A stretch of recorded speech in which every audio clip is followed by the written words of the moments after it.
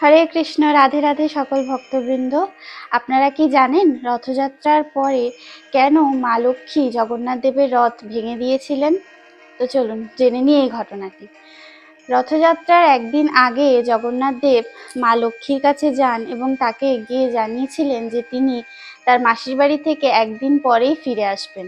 কিন্তু 4 দিন হয়ে যাওয়ার পরেও যখন জগন্নাথ দেব তার মাসির বাড়ি থেকে ফেরেন না, তখন জগন্নাথ দেবের চিন্তায় মা লক্ষ্মী অত্যন্ত বিচলিত হয়ে পড়েছিলেন এবং পঞ্চম দিনের দিন মা লক্ষ্মী নিজেই পালকি চড়ে গুন্ডিচা মন্দির অর্থাৎ জগন্নাথ দেবের মাসির বাড়ি চলে যান।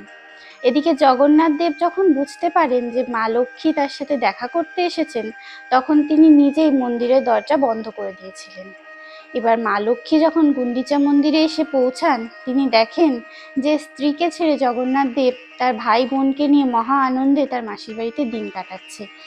এইটা দেখে তো মা লক্ষ্মী অত্যন্ত ক্রুদ্ধ হয়ে যান এবং ক্রোধবশে তিনি জগন্নাথ দেবের রথ অর্থাৎ নন্দীঘোষের একটা অংশ ভেঙে দিয়েছিলেন।